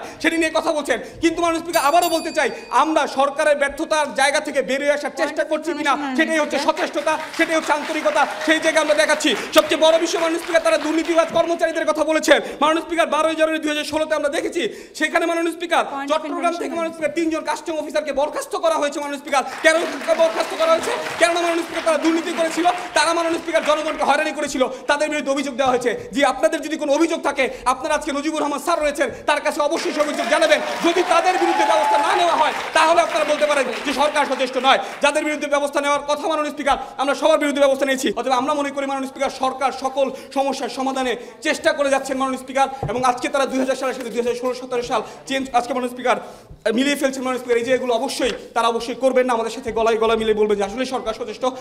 সবশেষে যেটি বলতে চাই সেটি হচ্ছে দিবকর করবো দেশ। ধন্যবাদ মাননীয় স্পিকার, ধন্যবাদ সবাই। আসলে আমাদের এই ছায়া সংসদে দুপক্ষের মধ্যে তুমুল উত্তেজনা বিরাজ করছে, এবং এই উত্তেজনার মধ্যে দিয়ে আমরা দেখতে পাচ্ছি একেবারে সর্বশেষে সদস্য সরকারি দলের উত্তেজিত বক্তব্য প্রদান করে তিনি বলার চেষ্টা করেছেন যে আমার সরকার কি না করছে, কি চেষ্টা না করছে, তারপরে কোনো বিরোধী দলের এত অভিযোগ। আমরা 50,000 মানুষকে নোটিশ করেছি, আমরা গণশুনানি করছি, আমরা রাজস্ব সংলাপ করছি, আমরা অনলাইন পদ্ধতিতে সব কিছু করছি। সুতরাং আমাদের চেষ্টার ঘাটতি কোথায় সেটা দেখিয়ে যাওয়ার জন্য আহ্বান করেছেন। আমি অনুরোধ করব আমাদের আজকের এই ছায়া সংসদের মাননীয় বিরোধী দলীয় সদস্য জুবায়েদাতুল ইসলাম জাবেদকে এই পর্যায়ে তার বক্তব্য প্রদান করার জন্য। মাননীয় স্পিকার, সরকারি দলের তৃতীয় বক্তা বলে গেলেন তারা পত্র পাঠাচ্ছেন মাননীয় স্পিকার বাসায় বাসায়, কিন্তু সেই পত্রের যে ফলাফলটা কি মাননীয় স্পিকার, সেটা কিন্তু উল্লেখ করে যাচ্ছে না মাননীয় স্পিকার। তারা মাননীয় স্পিকার, ইতিমধ্যে আমার দলনেতা বাংলাদেশের আয়কর খাতের অব্যবস্থাপনাগুলো তুলে ধরেছেন, এবং উপনেতা এই প্রতিবন্ধকতাগুলো তুলে ধরেছেন। মাননীয় স্পিকার, আমি তৃতীয় বক্তার মতো কথার তুবড়ি ফোটাবো না, আমি সুনির্দিষ্ট রূপরেখা দেখিয়ে যাব কি করে এই আয়কর ব্যবস্থাপনাকে জনবান্ধব করে আমাদের সরকার নির্ধারিত লক্ষ্যমাত্রাকে অর্জন করতে পারে। মাননীয় স্পিকার, মাননীয় স্পিকার ডিজিটালাইজেশনের কথা বলছে, প্রথম থেকেই ডিজিটালাইজেশনের বিষয় আসি। মাননীয় স্পিকার, তার আগে একটি সমীক্ষার কথা বলি। 2015 সালে শ্রম মন্ত্রণালয় করা এক সমীক্ষা দেখা গেছে মাননীয় স্পিকার, বাংলাদেশের মোট শ্রমজীবী জনসংখ্যার 21% হচ্ছে অশিক্ষিত এবং 29% হচ্ছে প্রাথমিক শিক্ষার গণ্ডি পার করেছে। এখন প্রশ্ন হলো সরকারি দলের কাছে, এই যে 50% আছে মাননীয় স্পিকার, তো অশিক্ষিত এবং স্বল্প শিক্ষিত জনগোষ্ঠী, তাদেরকে আপনারা কিভাবে ডিজিটাল সেবা দিবেন, তার উত্তর দিয়ে যাবেন স্পষ্টভাবে মাননীয় স্পিকার। আমরা আসছি যে একটা প্রশ্নটি হচ্ছে মাননীয় স্পিকার, যে এই শ্রমজীবী বা নিম্ন আয় সীমা মানুষদের তো করই দেওয়া লাগে না মাননীয় স্পিকার, করই দেওয়া লাগে না মাননীয় স্পিকার, তাহলে কেন স্পিকার উনি সম্ভবত কর সীমা জানেন না? মাননীয় স্পিকার, করমেলার কথা বলেন নিউজ 24, মাননীয় স্পিকার ওনারা সত্যি কথা বাসাস এবং বিটিভি সংবাদ ছাড়া কোনো সংবাদই পড়ে না মাননীয় স্পিকার, কি বলবো। মাননীয় স্পিকার, ইন্ডিপেন্ডেন্ট টিভির একটি রিপোর্টের কথা উল্লেখ করছে মাননীয় স্পিকার, রিপোর্টে ভিডিও আনা সম্ভব হয়নি মাননীয় স্পিকার। আছে তারা অধিকাংশই নিম্ন সীমা আয়ের নিচে বা তাদের আইটি কম, তাদেরকে আয়করের আওতায় আনা হয় না। তাহলে মাননীয় স্পিকার, 19,000 টাকা যে লোক বেতন পায় সেই লোকের কি আয়কর দিতে হয় না মাননীয় স্পিকার? যারা নিম্ন আয়ের লোক, শ্রমজীবী মানুষ, তাদের আয়করের আওতায় কি পড়ে তারা? মাননীয় স্পিকার, বর্তমানে সরকার যে সীমা দিয়েছে মাননীয় স্পিকার, সেই অনুসারে 2,50,000 টাকা যারা বার্ষিক আয় করবে মাননীয় স্পিকার, ওনার গেথার্থে তাদের আয়কর দিতে হবে। এবং বাংলাদেশের যে বর্তমানে রিক্সা চালায় মাননীয় স্পিকার, সেও 2,50,000 টাকা ইনকাম করে মাননীয় স্পিকার, কিন্তু তারা আওতা নিয়ে আসতে পারছে না মাননীয় স্পিকার, সেই বিষয়টিকে স্কিপ করে যাচ্ছে মাননীয় স্পিকার। ফিরে যাচ্ছে আমার মূল বক্তব্যে মাননীয় স্পিকার। জি ধন্যবাদ, আমরা বক্তব্য শুনি। এই উদ্যোগকে আমরা স্বাগত জানাই, কিন্তু কথা হচ্ছে মাননীয় স্পিকার, এই যে ডিজিটালাইজেশন করা হবে, এই ডিজিটালাইজেশন কাদের দিয়ে করা হবে মাননীয় স্পিকার? যথেষ্ট দক্ষ এবং নিবেদিত জনবলকে আমাদের আয়কর বিভাগের আছে মাননীয় স্পিকার। যদি না থাকে মাননীয় স্পিকার, বিখ্যাত সঙ্গীত শিল্পী নচিকেতার গানের সেই সরকারি কর্মচারী দিয়ে যদি এই আয়কর ব্যবস্থাপনাকে ডিজিটালাইজ করা হয় মাননীয় স্পিকার, জনগণ তো কোনো সেবা পাবেই না, বরং পদে পদে মাননীয় স্পিকার মানুষজন প্রতিবন্ধকতার শিকার হবে। তাই মাননীয় স্পিকার, এই যে আয়কর ব্যবস্থাপনাকে ডিজিটালাইজ করা হবে আমরা স্বাগত জানাই, কিন্তু এর পাশাপাশি কর অঞ্চলগুলোর কর্মকর্তা কর্মচারীদেরকে সৎ, দক্ষ এবং করদাতা বান্ধব হিসাবে নিশ্চিত করতে হবে, এবং কর করদাতাদের জন্য শুধুমাত্র পরামর্শক নিয়োগ করতে হবে এবং আইনজীবী নিয়োগ করতে হবে। মাননীয় স্পিকার, দুর্নীতি রোধের রূপরেখায় আসি। মাননীয় স্পিকার, এই যে সরকারের সচেষ্টতার কথা বলছে মাননীয় স্পিকার, সরকারের সচেষ্টতা সফল হবে না যদি দুর্নীতি রোধ করা সম্ভব না হয়। তাই মাননীয় স্পিকার, আয়কর বিভাগের সাথে সম্পৃক্ত সকল শ্রেণী মাননীয় স্পিকার, উপর থেকে চতুর্থ শ্রেণী যা আছে মাননীয় স্পিকার, সবার সম্পদের হিসাব নিতে হবে মাননীয় স্পিকার, এবং তাদেরকে স্বচ্ছতা এবং জবাবদিহিতার আওতায় নিয়ে আসতে হবে মাননীয় স্পিকার। এবারে আসি মাননীয় স্পিকার, একটা প্রশ্ন নিয়ে আমরা মাননীয় সদস্য জি আমরা দেখেছি আয়কর এনবিআর যেটি রয়েছে, এনবিআর এর সাথে আজকে দুদক একসাথে কাজ করছে, সেই ক্ষেত্রে আসলে জবাবদিহিতা এবং স্বচ্ছতার জায়গাটি নিশ্চিত হচ্ছে, সেই ক্ষেত্রে তিনি আসলে কি বলতে চাচ্ছেন? মাননীয় স্পিকার, কয়েকটা মামলাকে ওনারা উদ্ধৃত করে সম্পূর্ণ চিত্র তো তুলে ধরতে পারে না মাননীয় স্পিকার। উনি বলছে চট্টগ্রামে 3 জনকে ওনারা বরখাস্ত করেছে। 3 জন কর্মকর্তা দিয়ে কি মাননীয় স্পিকার রাজস্ব বিভাগ চলে? বিশাল একটি দুর্নীতির খাত মাননীয় স্পিকার, বর্তমান চেয়ারম্যান মাত্র শুরু করছে মাননীয় স্পিকার, কিন্তু এর আগে যে একটা দুর্নীতির বিশাল চিত্র মাননীয় স্পিকার তারা সমাধান করতে পারছে মাননীয় স্পিকার, এখন পর্যন্ত ধরছে মাননীয় স্পিকার। তারা কি বলছে মাননীয় স্পিকার যে দুদক দিয়ে তারা সমাধান করে ফেলবে মাননীয় স্পিকার? মাননীয় স্পিকার, আমার মূল বক্তব্যে ফিরে যাচ্ছি। সরকারের যে সচেষ্টতার জায়গা মাননীয় স্পিকার যেটা বলছিলাম, যে আদালতে, উচ্চ আদালতে মাননীয় স্পিকার 18,000 মামলা ঝুলে আছে। এই মামলাগুলো নিষ্পত্তি হলে আমাদের রাজস্ব বোর্ড মাননীয় স্পিকার 18,000 কোটি টাকার বেশি রাজস্ব পাবে, কিন্তু সরকারের এইসব রাজস্ব আরোহণ করা মাননীয় স্পিকার কোনো দৃশ্যমান উদ্যোগ দেখতে পাচ্ছে না। উল্টা এইসব অসাধু কর্তাদের আইনি সহায়তা দেওয়ার কথা বলছে, যেখানে খোদ প্রধান বিচারপতি নিজে মাননীয় স্পিকার এইসব অসাধু ব্যক্তিদের আইনি সহায়তা দেওয়ার বিরোধিতা করছে, সেখানে সরকার কার স্বার্থ চরিতার্থ করার জন্য তাদেরকে আইনি সহায়তা দেওয়ার কথা বলছে, উত্তর দিয়ে যাবেন সরকারি দল। মাননীয় স্পিকার, এই যদি হয় মাননীয় স্পিকার জনবান্ধব সেবার নমুনা মাননীয় স্পিকার, তাহলে আমরা সত্যি শঙ্কিত সরকারের এই সচেষ্টতার সুফল আসলে কোন রাঘব বোয়ালরা মাননীয় স্পিকার উপভোগ করবে তাই ভেবে মাননীয় স্পিকার। তাই মাননীয় স্পিকার, এইসব মামলা দ্রুত নিষ্পত্তি করতে হবে, প্রয়োজনে আয়কর, শুল্ক এবং ভ্যাট বিষয়ক মামলাগুলো পরিচালনা করার জন্য, দ্রুততার সাথে পরিচালনা করার জন্য মাননীয় স্পিকার রাজস্ব কর ফাঁকি রোধ ট্রাইব্যুনাল নামে একটি আলাদা ট্রাইব্যুনাল গঠন করতে হবে মাননীয় স্পিকার। তাই মাননীয় স্পিকার, এই প্রস্তাবিত সংসদ গৃহীত না হয় তার জোর দাবি রেখে আমি আমার বক্তব্য শেষ করছি। ধন্যবাদ মাননীয় স্পিকার, ধন্যবাদ সবাইকে। ধন্যবাদ। আমার বক্তব্য শুনলাম। আমরা বিরোধী দলের সদস্যের কাছ থেকে যে পত্র দেওয়া হয়েছে সেই পত্রের ফলাফল কি জানতে চাওয়া হয়েছে, এবং বলা হয়েছে যদি নিবেদিত জনবল না থাকে তাহলে কিন্তু এখন যে জনবল রয়েছে যাদের মধ্যে ঘুণে ধরেছে তাদের দ্বারা কিন্তু এই যে আয়করের যে সমস্যাটা সেটি সমাধান করতে সম্ভব হবে না। সৎ, দক্ষ এবং যোগ্য ব্যক্তিদেরকে দিয়েই এই কার্যক্রম পরিচালনা করার জন্য বলেছেন এবং তাদের সম্পদের হিসাবের দাবি করেছেন, আয়কর বিধিমালার দাবি করেছেন আজকে বিরোধী জোটের পক্ষ থেকে। আমরা তাদেরকে ধন্যবাদ জানাই। আমাদের আজকের যে প্রধান অতিথি রয়েছেন জনাব নজিবুর রহমান, রাজস্ব বোর্ডের চেয়ারম্যান, তার বক্তব্য শুনবো। তিনি উপস্থিত রয়েছেন, তিনি সবই শুনলেন। তিনি সরকারি দলের কথাও শুনলেন, তারা কিভাবে বক্তব্য দিয়েছে, বিরোধী দলের পক্ষ থেকে কিভাবে এর রাজস্ব আদায়ের ক্ষেত্রে ঘাটতি রয়েছে সে কথা বলা হয়েছে। আমরা আমাদের প্রধান অতিথির বক্তব্য শুনবো আয়োজনটা আরও খানিকক্ষণ পরে, তবে তার পূর্বে আমরা আবারও যুক্তি খণ্ডন পর্বে আমাদের দুই প্রধান যে দলনেতা রয়েছে তাদের বক্তব্য শুনে নেই, এবং সে কারণে আমি আহ্বান করছি সর্বপ্রথমে আজকের এই ছায়া সংসদের বিরোধী নেতাকে পুনরায় 2 মিনিট তার বক্তব্য উপস্থাপন করার জন্য। মাননীয় স্পিকার, আমাদের সরকারি দল কানে দিয়েছে তুলো, পিঠে বেঁধেছে কুলো, এবার তোরা যত পারিস কিলো।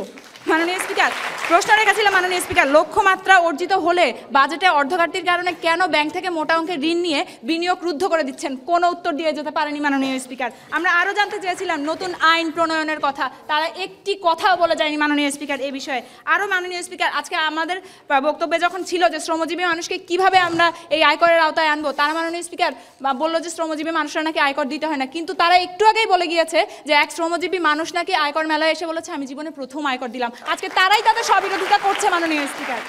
এছাড়াও মাননীয় স্পিকার, আমরা জানি প্রধানমন্ত্রী, রাষ্ট্রপতি হচ্ছে সর্বোচ্চ ক্ষমতার অধিকারী। আজকে তারা করতে সম্পূর্ণরূপে ব্যর্থ হচ্ছে দেখে আমাদের এনবিআর এর চেয়ারম্যানের উপরে সমস্ত দায়িত্ব চাপিয়ে দেওয়ার চেষ্টা করেছেন মাননীয় স্পিকার। জাতীয় রাজস্ব বোর্ড থেকে করদাতার সংখ্যা বেড়েছে, যতই বলা হোক না কেন বাস্তবতা হলো জিডিপি কমেছে, জিডিপির কর হার।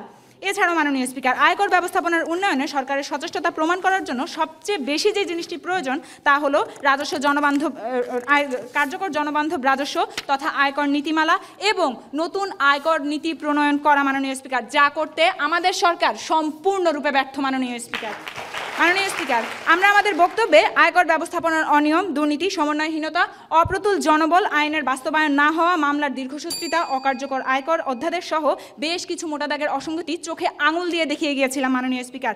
এবং চলতি বাজেটের বিনিয়োগে কর রেয়াতি সুবিধা কমিয়ে এবং ভবিষ্যৎ তহবিল মুনাফায় উৎস কর বসিয়ে সরকার ইতিমধ্যেই প্রমাণ করেছে যে তারা আয়কর বান্ধব মোটেও নয় মাননীয় স্পিকার। শুধুমাত্র তারা আজকে তুবড়ি ফুটিয়ে যাচ্ছেন মাননীয় স্পিকার। আয়কর ফাঁকি দেওয়া রাঘব বোয়াল যখন একদিকে আইনকে বৃদ্ধাঙ্গুল দেখিয়ে চলে যায়, তখন বছরের পর বছর যখন তারা এই কাস্টমসের আশ্রয় দিন কাটান, তখন মাননীয় স্পিকার আমাদের কাস্টমসের আয়করের আমরা দেখি আমাদের কাস্টমসের ব্যাংকে তাদের টাকার পরিমাণ হয় আকাশচুম্বী। সেখানে মাননীয় স্পিকার নিম্ন মধ্যম পেশাজীবী খেটে খাওয়া শ্রেণীর মানুষদের বইতে হয় অতিরিক্ত আয়করের ভ্যাট বোঝা, সম্পূরক শুল্কের চাপে যখন সৎ উদ্যোক্তাদের ক্ষুদ্র এবং মাঝারি শিল্পগুলো বন্ধ করতে হয়, তখন আমাদের সত্যি মাননীয় স্পিকার বলতে ইচ্ছা করে, সত্যি সেলুকাস। তাই মাননীয় স্পিকার সবশেষে বলতে চাই যে এই সমস্যা উত্তরণে উপযুক্ত সমস্যা এবং সৎ ও দক্ষ প্রশাসন, সুনির্দিষ্ট জনবান্ধব নীতিমালা এবং আইনের সুষম যথাযথ প্রয়োগ ও সর্বোপরি ব্যবস্থায় সরকারের সচেষ্টতা প্রমাণ রাখবে মাননীয় স্পিকার। সবশেষে এই প্রস্তাবটি যেন এই সংসদে গৃহীত না হয় এবং রুগ্ব দুর্নীতি গর্ব দেশ তবেই নির্মিত হবে জনবান্ধব আয়কর পরিবেশ, এই প্রত্যাশা ব্যক্ত করে আমি আমার বক্তব্য শেষ করছি। ধন্যবাদ মাননীয় স্পিকার, ধন্যবাদ সবাইকে। ধন্যবাদ আজকের এই ছায়া সংসদের মাননীয় বিরোধী দলীয় উপনেতাকে নিশাতারা করিমকে তার বক্তব্য প্রদান করার জন্য আবারও জোর দাবি রেখে গেল যে এই সংসদে কোনোভাবে যাতে প্রস্তাবটি গৃহীত না হয়, এবং সরকারকে দায়ী করলো যে আজকের এনবিআরের চেয়ারম্যানের উপর সমস্ত দোষ চাপিয়ে দিয়ে সরকারের যে চেষ্টার কথা তারা বলছে সেটাকে আমরা কোনোভাবেই অন্যদিকে ধাবিত হতে দিতে পারি না। আমরা চাই করবান্ধব পরিবেশ, জনবান্ধব পরিবেশ, এবং আজকের প্রস্তাবটি গৃহীত না হলেই তাদের পক্ষ থেকে প্রস্তাব রেখে শেষ করেছে। আমরা শুনবো আমাদের আজকের এই ছায়া সংসদের সর্বশেষ পর্যায়ে ওয়াইন্ড আপ সেশনে মাননীয় প্রধানমন্ত্রী তথা সংসদ নেতার কাছ থেকে তার পুনরায় 2 মিনিট বক্তব্য। মাননীয় স্পিকার লক্ষ্য করে যান মাননীয় স্পিকার, তাদের যুক্তিগুলো কোথায় ছিল মাননীয় স্পিকার? 2000 সালের উপাত্ত অনুযায়ী, 2008 সালের উপাত্ত অনুযায়ী, 2013 সালের উপাত্ত অনুযায়ী মাননীয় স্পিকার, কোনোটি 2016-17 সালের নয় মাননীয় স্পিকার। কিভাবে দিবেন? 2016-17 সালের উপাত্ত যদি তিনি ঘাটতে যান, নেতিবাচক কিছু পাবেন না মাননীয় স্পিকার। মাননীয় স্পিকার, 1971 সালে একটি যুদ্ধ বিধ্বস্ত রাষ্ট্র ছিলাম আমরা মাননীয় স্পিকার, কোনো ধরনের অবকাঠামো ছিল না, কোনো ধরনের স্বচ্ছতা ছিল না অর্থনৈতিক। সেই জায়গা থেকে মাননীয় স্পিকার জাতির জনক বঙ্গবন্ধু শেখ মুজিবুর রহমানের নেতৃত্বে আমরা ঘুরে দাঁড়িয়েছিলাম। আমরা মাননীয় স্পিকার অবকাঠামোগত উন্নয়ন করেছিলাম মাননীয় স্পিকার। আমরা আমাদের অর্থনৈতিক সচ্ছলতা আনার পথে ছিলাম মাননীয় স্পিকার। আমরা 72-এর সংবিধানের মধ্যে একটি সংবিধান পেয়েছিলাম মাননীয় স্পিকার। সেই জায়গা থেকে পরবর্তীতে যখন আমরা একটি অন্ধকার যুগে প্রবেশ করি মাননীয় স্পিকার, সেই জায়গা থেকে বর্তমানে আবার সেই সোনার বাংলাদেশ গড়া পথে এগিয়ে যাচ্ছে মাননীয় স্পিকার। তাদের বক্তব্য হচ্ছে আমাকে একদিনের মধ্যে একটি আলাদিনের চেরাগ এনে দাও, সেই আলাদিনের চেরাগ ঘষে আমি একদিনের মধ্যে সব দুর্নীতি দূর করে দেবো মাননীয় স্পিকার। যে আয়কর যারা দেয় তারা সবাই 100% আয়কর আমি আদায় করবো মাননীয় স্পিকার। আমি শুরুতেই বলেছিলাম এটি একটি চলমান প্রক্রিয়া মাননীয় স্পিকার। 2012-13 সালে উপাত্ত তারা দিলেন, সেই জায়গায় দাঁড়িয়ে 2016-17 সালে আজকে আমরা কতটুকু উন্নয়ন করতে পারছি, সেই জায়গায় সরকার সচেষ্ট কি সচেষ্ট মাননীয় স্পিকার, সেটি হচ্ছে আজকের মূল বিষয় মাননীয় স্পিকার। মাননীয় স্পিকার লক্ষ্য করে যান, তাদের বক্তব্য শুনলে মনে হচ্ছে যে আজকে সরকারের আগা থেকে গোড়া পর্যন্ত সব জায়গায় দুর্নীতি থেকে দুর্নীতি মাননীয় স্পিকার। অমর্ত্য সেন স্যারের একটি বক্তব্য মাননীয় স্পিকার, আজকে বাংলাদেশ ভারতের চেয়ে অর্থনীতি এগিয়ে যাচ্ছে মাননীয় স্পিকার, সেইটি তারা ধরতে পারছে না মাননীয় স্পিকার। তারা বলছেন দুর্নীতির রাঘব বোয়ালরা মাননীয় স্পিকার ছাড় পেয়ে যাচ্ছে মাননীয় স্পিকার। দৈনিক প্রথম আলোর অর্থমন্ত্রী যেদিন প্রকাশ্যে রিটার্ন জমা দিলেন মাননীয় স্পিকার, তারই একটি বক্তব্য সরাসরি পড়ছে মাননীয় স্পিকার। আমাদের আমলে ব্যাংকের এমডিদের অপসারণ করা হয়েছে, আগে কেরানি পর্যায়ে লোকদের বিরুদ্ধে ব্যবস্থা নেওয়া হতো, এ আমলে ডিএমডিরাও জেল খেটেছেন মাননীয় স্পিকার, এমনকি একজন ডিএমডি জেলে মারাও গেছেন মাননীয় স্পিকার। এটি তারা বুঝতে পারছেন না যে আজকে সরকার কতটুকু সচেষ্ট এই যে দুর্নীতি বিরুদ্ধে ব্যবস্থাটি নেওয়ার জন্য মাননীয় স্পিকার। আমাদের এনবিআর চেয়ারম্যান স্যার বলেছিলেন যে তিনি দুষ্টের দমন এবং শিষ্টের পালনে বিশ্বাসী মাননীয় স্পিকার, কোনোভাবেই তিনি দুর্নীতিকে প্রশ্রয় দিবেন না মাননীয় স্পিকার। তারই নমুনা আমরা দেখেছি মাননীয় স্পিকার, যে বিকল্প বিরোধ নিষ্পত্তি আইনের মাধ্যমে 2012 সাল থেকে মাত্র 4 বছরে 78% মাননীয় স্পিকার মামলা নিষ্পত্তি করা হয়েছে, যার মাধ্যমে 7,500 কোটি টাকা রাজস্ব যুক্ত হয়েছে মাননীয় স্পিকার। বর্তমান সরকার ডিজিটালাইজ ক্ষেত্রে মাননীয় স্পিকার, ডিজিটাল যেসব ক্ষেত্র আছে, ই কমার্স, ই সাইট, এগুলো ক্ষেত্রে কর মৌকুফ করে দিয়েছে, কারণ এগুলো জনবান্ধব ক্ষেত্র মাননীয় স্পিকার। তাই সর্বশেষ বলতে পারি মাননীয় স্পিকার, যুক্তি দিয়ে বিতর্ক করতে হবে, শুধু সরকারের সমালোচনা করলেই হবে না। আজকে আমরা কতটুকু দুর্নীতি কমিয়ে আনতে সক্ষম হয়েছি, আমরা আসলে কতটুকু জনবান্ধব করতে সক্ষম হয়েছি, সেই জিনিসটি দেখুন মাননীয় স্পিকার, তাহলেই আপনি পুরো চিত্রটি পেয়ে যাবেন মাননীয় স্পিকার। আশা করি এবং জোর দাবি জারি রাখছি মাননীয় স্পিকার আপনার মাধ্যমে, যেন আজকের এই প্রস্তাবটি মহান সংসদে গৃহীত হয় মাননীয় স্পিকার। ধন্যবাদ মাননীয় স্পিকার। ধন্যবাদ আজকে সংসদ নেতা তথা প্রধানমন্ত্রীকে। তিনি তার বক্তব্যের মধ্যে দিয়ে আবারও বলার চেষ্টা করেছেন যে আজকের এই সরকারের যে সমালোচনা করছে বিরোধী জোটের পক্ষ থেকে, বিরোধী দলের পক্ষ থেকে, তারা কিন্তু অহেতুক একটা সমালোচনা করছেন। তাদের চেষ্টার যে ঘাটতি নাই, তারা যে কিভাবে করবান্ধব পরিবেশ তৈরি করে, নানা ক্ষেত্রে জেলের ব্যবস্থা করে, নানা ক্ষেত্রে চাকরিচ্যুত করে, নানা ক্ষেত্রে বিভাগীয় তদন্ত করে এই কর ব্যবস্থাপনাকে তাদের এই গণমানুষের কাছে পৌঁছে দেওয়ার জন্য তারা চেষ্টা করছেন, সে কথাটা তারা ব্যক্ত করে গিয়েছেন। কিন্তু বিরোধী দল কোনোভাবেই সেই বক্তব্যে সাড়া দিচ্ছে না, বলছে না আজকে দুর্নীতিতে ভরা। আজকে দেখা যাচ্ছে কর কর্মকর্তা, ট্যাক্স কর্মকর্তা যারা রয়েছেন, তাদের মধ্যে অনেকে বাড়ি গাড়ি অর্থ সম্পদ করে বিলাসবহুল জীবনযাপন করছে, অথচ আজকের এই করদাতারা যে কর দিচ্ছে সেই কর কোথায় যাচ্ছে? আজকে করের যে বোঝা চাপিয়ে দেওয়া হচ্ছে, এই চাপানো বোঝা নিয়ে এই মানুষ দিশেহারা হয়ে পড়ছে বলে তারা প্রস্তাব প্রত্যাখ্যান করেছে। আপনারা দেখতে পেয়েছেন আমাদের আজকের প্রধান অতিথি যিনি আজকে রয়েছেন, তিনি নিশ্চুপভাবে শুনেছেন, তিনি আলোচনাও শুনেছেন, সমালোচনা শুনেছেন। আমরা শুনবো তার কাছ থেকে তার বক্তব্য। আমি আহ্বান করছি আমাদের আজকের এই অনুষ্ঠানের সম্মানিত প্রধান অতিথি সিনিয়র সচিব অভ্যন্তরীণ সম্পদ বিভাগ ও চেয়ারম্যান জাতীয় রাজস্ব বোর্ডের জনাব মোহাম্মদ নজিবুর রহমানের কাছ থেকে এবার তার বক্তব্য। ধন্যবাদ মাননীয় স্পিকার। আমাদের দুটো দলের অত্যন্ত, আপনি যেটা বলছেন, উত্তেজনাপূর্ণ বিতর্ক শুনলাম এবং এই সংসদটাকে খুব জীবন্ত মনে হচ্ছে। বিতর্কের মান অত্যন্ত উচ্চ পর্যায়ের এবং আমি যত ভিতরে যাচ্ছিল আমি তত উজ্জীবিত হচ্ছিলাম। রাজস্ব আহরণ প্রক্রিয়া একটা অত্যন্ত জটিল প্রক্রিয়া। এই প্রক্রিয়াতে আমার দায়িত্ব হচ্ছে আমি মানুষকে উজ্জীবিত করি। আজকে এই পার্লামেন্টে এসে আমি নিজেই উজ্জীবিত হয়ে গেলাম যে রাজস্ব আহরণ প্রক্রিয়া নিয়ে প্রচুর আলোচনা হচ্ছে। আমাদের যারা নতুন প্রজন্ম তারা বিশেষ আগ্রহ দেখাচ্ছেন এবং এই জন্য আমরা সর্বোচ্চ করদাতাদের স্বীকৃতি দেওয়ার জন্য যে বেশ কিছু ব্যবস্থা নিয়েছি, তার মধ্যে অন্যতম হচ্ছে তরুণ করদাতাদের স্বীকৃতি দেওয়া এবং তাদেরকে সর্বোচ্চ করদাতার সম্মাননায় ভূষিত করা। সেই প্রক্রিয়া শুরু হয়েছে। এতদিন শুধুমাত্র জাতীয় পর্যায়ে 20টা সম্মাননা কার্ড দেওয়া হতো, 10 জন ব্যক্তি 10টি প্রতিষ্ঠান। এখন এটাকে বাড়িয়ে আমরা 141টা করেছি। এবছর আমরা আরও বাড়াবো। আমাদের এই পার্লামেন্টারিয়ানদের বক্তব্য থেকে আমি আরও বেশ কিছু চিন্তার খোরাক নিয়ে যাচ্ছি, সেটা একটু পরেই বলবো। তা আমরা যে কর ব্যবস্থাপনাকে আমরা যে জনবান্ধব করছি তার একটা বড় বিষয় হচ্ছে যে আমরা আমাদের সহকর্মীদের মাইন্ডসেট পরিবর্তন করছি।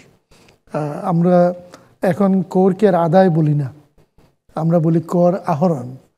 আদায় বললে অনেকটা মনে হয় যে প্রাচীনকালে যে খাজনা আদায় জোর করে আদায়ের একটা বিষয় চলে আসে। আমরা আহরণ করি, মানুষকে বুঝিয়ে তাদের দায়িত্ব, তাদের যে সুযোগ আছে সেটা আমরা তাদের সামনে তুলে ধরে এই আহরণটা করি এবং এটা বাংলাদেশে খুবই সমাদৃত হয়েছে। এবং আমাদের যে বিভিন্ন ধরনের উদ্যোগ, যেটা আপনারা সুন্দরভাবে বলেছেন, আয়কর মেলা সপ্তাহব্যাপী 2010 থেকে হচ্ছিল, কিন্তু আমরা গত বছর থেকে আয়কর মেলার পাশাপাশি আয়কর সপ্তাহ ঘোষণা করেছি এবং নভেম্বর মাসটা হচ্ছে আনুষ্ঠানিকভাবে কর দেওয়ার মাস, যেটাকে আমরা বলি যে সারা দেশে একটা কর প্রদানের উৎসব থাকে। এবং আমাদের মাননীয় প্রধানমন্ত্রী গত বছরই যেটা ঘোষণা করেছিলেন চট্টগ্রামে, তিনি যখন বিশ্ব বাণিজ্য কেন্দ্র বা ওয়ার্ল্ড ট্রেড সেন্টার উদ্বোধন করতে যান, তিনি বলেছিলেন আমরা সকলে কর দেব, আমরা স্বনির্ভর হব। এবং আপনাদের আলোচনায় কেবলমাত্র আয়কর নিয়ে আলোচনা হলেও রাজস্ব বোর্ড, এনবিআর 3টা পৃথক কর নিয়ে কাজ করে। তো শুধু মাইন্ডসেট বা মানসিকতার পরিবর্তন করেই আমরা ক্ষান্ত হচ্ছি না। আমরা মাননীয় প্রধানমন্ত্রীর যে নির্দেশনা আমাদের উপর, জনগণের উপর করের বোঝা না বাড়িয়ে করের পরিধি বিস্তৃত করা, কর নেট সম্প্রসারণ করা। আমরা নতুন কাস্টমস আইন বা শুল্ক আইন এর খসড়া চূড়ান্ত করেছি। ভ্যাট আইন নিয়ে আপনারা জানেন যে 2012 সনে একটি নতুন আইন প্রণীত হয়েছে এবং এটা বিভিন্ন প্রস্তুতির মাধ্যমে আগামী 1 জুলাই সেটা বাস্তবায়িত হবে এবং এই জন্য আমরা একটা কাউন্টডাউন ক্লক ব্যবহার করছি বিভিন্ন জায়গায়, কারো মনে যাতে কোনো সন্দেহ না থাকে। আমরা গত 26 বছর ধরে ভ্যাট আইন বাস্তবায়ন করতে গিয়ে যা শিখেছি সেটাকেই উত্তম চর্চার মাধ্যমে আমরা নতুন আইনে সন্নিবেশিত করেছি এবং আমাদের সম্মানিত ব্যবসায়ী FBCCI এবং যেসব সংগঠনের নাম অত্যন্ত সুন্দর করে আপনারা বললেন, বিভিন্ন চেম্বার, তাদের সহায়তায় আমরা ব্যবসায়ীদের প্রশিক্ষণ দিচ্ছি যাতে তারা 1 জুলাই থেকে নতুন আইন ব্যবহার করতে অভ্যস্ত হন।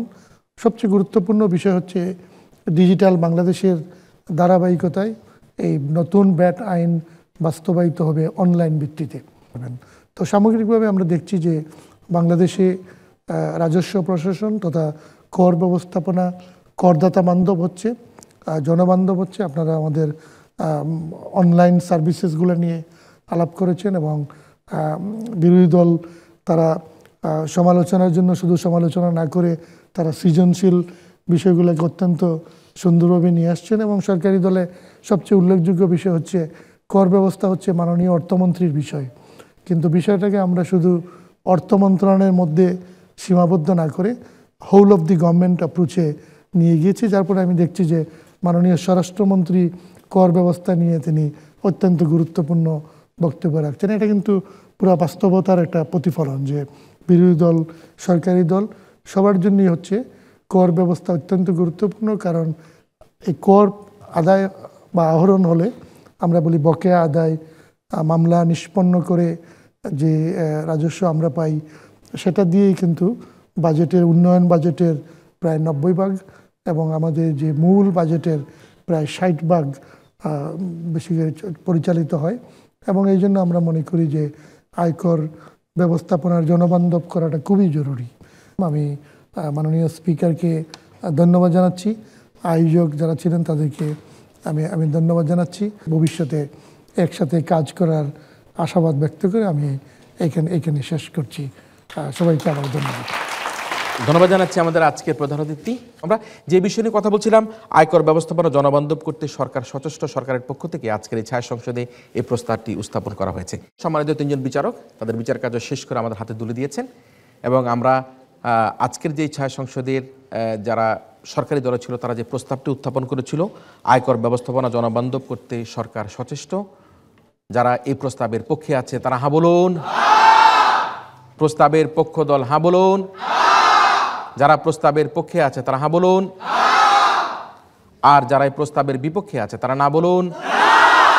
প্রস্তাবের বিপক্ষ দল না বলুন। যারা প্রস্তাবের বিপক্ষে আছে তারা না বলুন।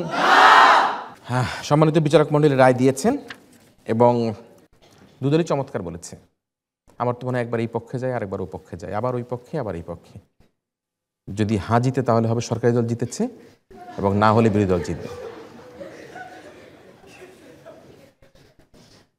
এই সংসদে এই প্রস্তাবটি গৃহীত হয়েছে। যেহেতু প্রস্তাবটি গৃহীত হচ্ছে সে কারণে বলতে হচ্ছে আজকের এই ছায়া সংসদে হাজা যুক্ত হয়েছে, হাজা যুক্ত হয়েছে এবং হাজা যুক্ত হয়েছে। হাজা যুক্ত হওয়ার কারণে প্রতিযোগিতার সরকারি দল ইস্ট ওয়েস্ট ইউনিভার্সিটিকে আমরা বিজয়ী বলে ঘোষণা করছি। তাদের জন্য সবাই তালি দিয়ে জানাতে চাই। আমি অনেক বেশি অভিনন্দন জানাতে চাই প্রাইম ইউনিভার্সিটিকে। সুপ্রিয় দর্শক মণ্ডলী, আপনারা এতক্ষণ টেলিভিশনের পর্দায় দেশে অথবা বিদেশে যারা আমাদের ছায়া সংসদ দেখলেন, আপনাদের সবাইকে আমাদের আগামী অনুষ্ঠান, আগামী প্রতিযোগিতা দেখার আমন্ত্রণের মধ্যে দিয়ে আজকের মতো মক পার্লামেন্ট এখানে শেষ করছি।